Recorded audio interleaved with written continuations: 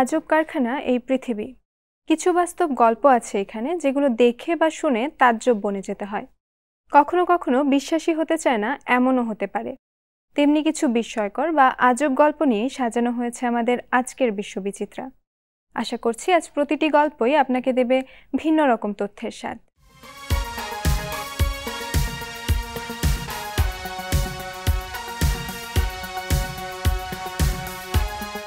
চিলির আতাকামা মরুভূমিতে এক বিরল দৃশ্য দেখা দিয়েছে। বছরের বেশিরভাগ সময়ে যেখানে ধুলো উঠতে থাকে, সেই নির্জন মরুপ্রান্তরে এখন রঙিন ফুলের গালিচা। এ যেন মরুর বুকে ক্ষণিকের এক রূপকথা।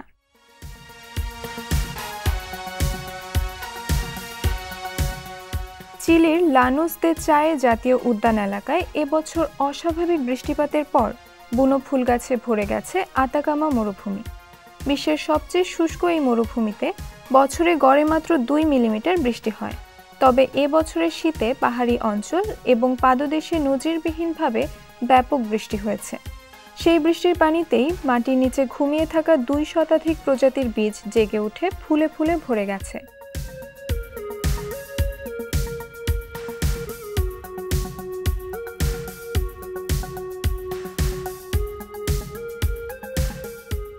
গোলাপি, বেগুনি, হলুদ আর নীল নানা রঙের এই উৎসবে মরুভূমি যেন নতুন প্রাণ পেয়েছে। এই ক্ষণস্থায়ী ফুলের মরু দেখার জন্য ছুটে আসছেন হাজারো মানুষ। রাজধানী সান্তিয়াগো থেকে 800 কিলোমিটার পথ পাড়ি দিয়ে অনেকেই আসছেন এই রঙিন গালিচা দেখতে।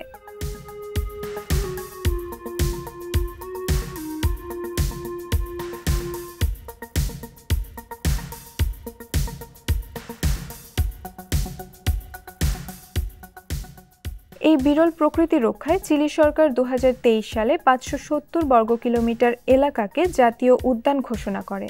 নাম দেওয়া হয়েছে ডেজার্ট ব্লুম ন্যাশনাল পার্ক।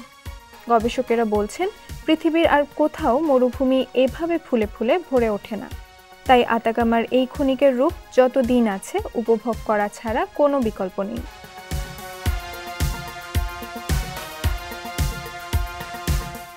বিশ্বের সবচেয়ে দামি বার্গার এখন স্পেনের কাতালোনিয়া অঞ্চলের একটি রেস্তোরাঁয় পাওয়া যাচ্ছে। এই বার্গারটির দাম 11,000 মার্কিন ডলার।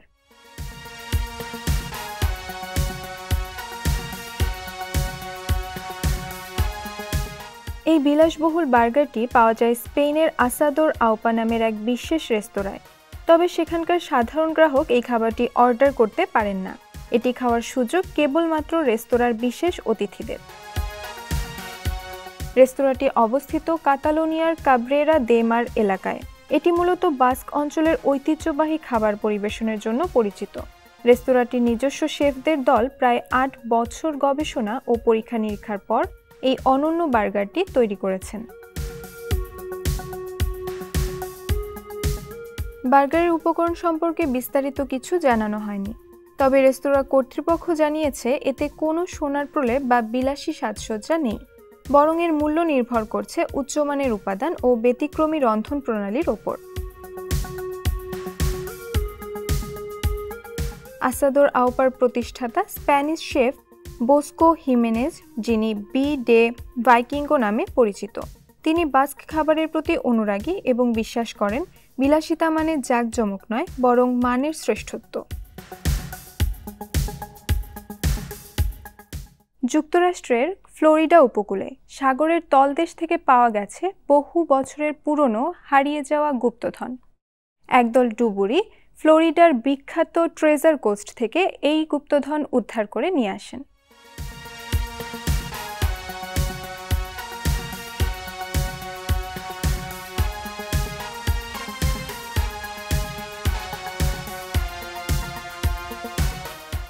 উদ্ধার করা গুপ্তধনের বাজার মূল্য প্রায় $10 লাখ। এই গুপ্তধনের মধ্যে আছে 1000-এর বেশি স্বর্ণ ও রৌপ্য মুদ্রা। ধারণা করা হচ্ছে মুদ্রাগুলো তৈরি হয়েছিল বলিভিয়া, মেক্সিকো ও পেরুর স্প্যানিশ কলোনিগুলোয়। কলোনিগুলো থেকে 1715 সালে গয়না বহনকারী জাহাজের একটি বহরে অনেক গুপ্তধন স্পেনে পাঠানো হচ্ছিল, কিন্তু তা গন্তব্যে কোনো দিনই পৌঁছতে পারেনি।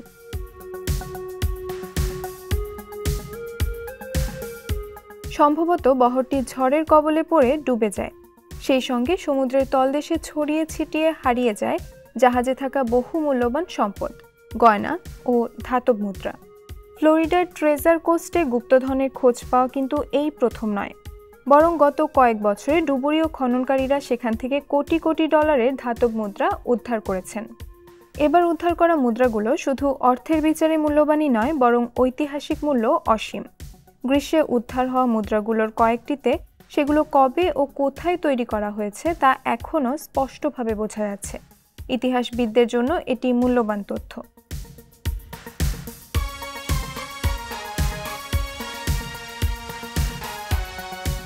গুপ্তধন অনুসন্ধানকারী মার্কিন প্রতিষ্ঠান কুইন জুয়েলসের কর্মকর্তা স্যাল গুটোসো বলেন, এটা শুধু গুপ্তধন উদ্ধার নয়, বরং এগুলো নিজস্ব গল্প রয়েছে। প্রতিটি মুদ্রা ইতিহাসের একটি অংশ। এই মুদ্রাগুলো স্প্যানিশ সাম্রাজ্যের স্বর্ণযুগে যারা বসবাস করতেন, কাজ করতেন ও জাহাজে যাত্রা করতেন তাদের সঙ্গে সরাসরি সংযোগ স্থাপন করে। একবারে 1000-এর বেশি মুদ্রা উদ্ধারের বিষয়টিও বিরল ও অসাধারণ ঘটনা বলে মনে করেন তিনি। ফ্লোরিডার আইন অনুযায়ী সেখানে পাওয়া সব গুপ্তধনের মালিক স্থানীয় সরকার, অর্থাৎ সেগুলো অঙ্গরাজ্যের মালিকানায় থাকবে। খননকারীরা অনুমতি নিয়ে গুপ্তধন উদ্ধারের কাজ চালাতে পারেন।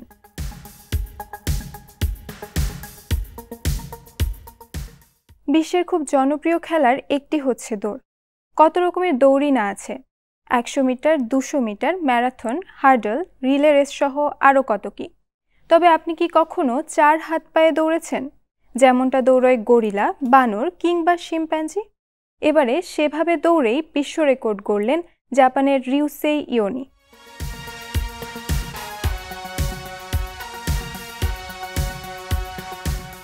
ইয়োনির বয়স 22 বছর। সম্প্রতি তিনি 4 হাত পায়ে মাত্র 14.55 সেকেন্ডে 100 মিটার দৌড়ে গিনেস ওয়ার্ল্ড রেকর্ডসে নাম লিখিয়েছেন। এর আগে এই রেকর্ডের মালিক ছিলেন যুক্তরাষ্ট্রের কলিন ম্যাকক্লুর। তিনি 2022 সালে 15.66 সেকেন্ডে 4 হাত পায়ে 100 মিটার দৌড় শেষ করেছিলেন। 24 সেপ্টেম্বর গিনেস ওয়ার্ল্ড রেকর্ডসের ওয়েবসাইটে ম্যাকক্লুর এই রেকর্ড ভেঙে ইয়োনির নতুন রেকর্ড গড়ার খবর প্রকাশিত হয়।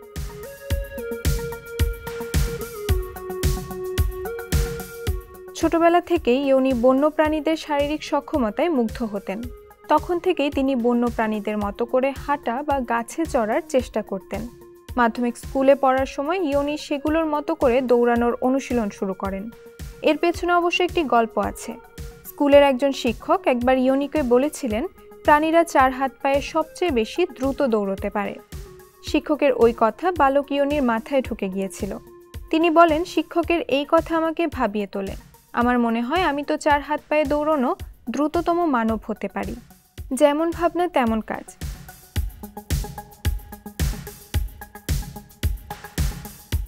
নিজের দৌড়ানোর কৌশলের উন্নতি করতে ইয়োনি গভীর মনোযোগে 4 পেয়ে প্রাণীদের চলাচল ও দৌড়ানো লক্ষ্য করতে থাকেন। ইয়োনি শুরুতে বালুর ওপর 4 হাত পায়ে দৌড়াতেন। খেলাধুলার প্রশিক্ষক আর চিকিৎসকদের কাছ থেকে নানা পরামর্শ নিতেন। নতুন রেকর্ড ইয়োনির এই শখের পালে দারুণ হাওয়া দিয়েছে। তিনি নতুন উদ্যমে অনুশীলন করা শুরু করেছেন। তিনি নিজের এই রেকর্ডকে নতুন উচ্চতায় নিয়ে যেতে চান।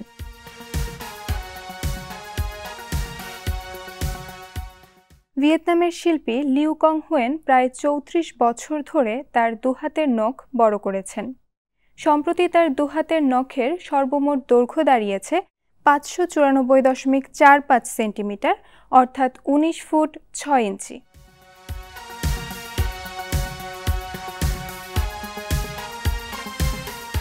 লিউ কং হুয়েন নামডিন প্রদেশের গিয়াওথুই জেলার বাসিন্দা। চলতি বছরের শুরুতে গিনেস ওয়ার্ল্ড রেকর্ডসের প্রধান সম্পাদক ক্রেগ গ্লেন্ডে হুয়েনের বাড়িতে গিয়ে নখ পরিমাপ করেন। বাঁ হাতের নখের দৈর্ঘ্য 388.85 সেন্টিমিটার, ডান হাতের 205.6 সেন্টিমিটার। সবচেয়ে বড় নখটি বাঁ হাতের বুড়ো আঙুলে, যার দৈর্ঘ্য 127.5 সেন্টিমিটার, অর্থাৎ 4 ফুট 2 ইঞ্চি।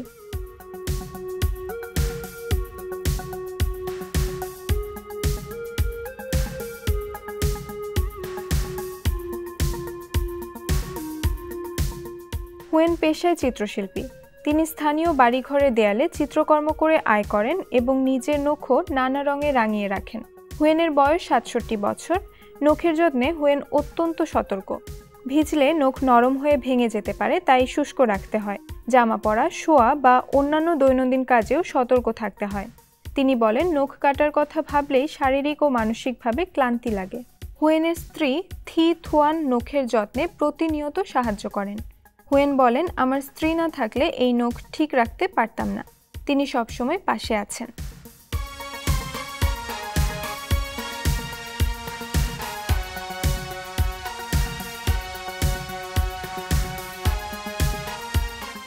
চৌত্রিশ বছরের অধ্যবসায়, ধৈর্য ও পরিশ্রমের ফলে হুয়েনকে গিনেস ওয়ার্ল্ড রেকর্ডসে আনুষ্ঠানিকভাবে স্বীকৃতি দেওয়া হয়েছে।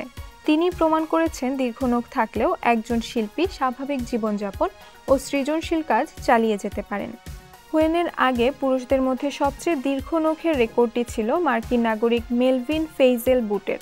তার 2 হাতের নখের মোট দৈর্ঘ্য ছিল 9.85 মিটার, অর্থাৎ 32 ফুট 3.8 ইঞ্চি। 2009 সালে রেকর্ড গড়ার কয়েক মাসের মধ্যে তিনি মারা যান।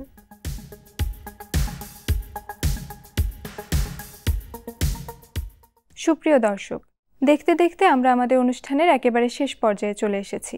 পরবর্তী অনুষ্ঠান দেখার আমন্ত্রণ জানিয়ে আজ এখানেই শেষ করছি। সকলে ভালো থাকবেন, সুস্থ থাকবেন। সকলের জন্য শুভকামনা রইল।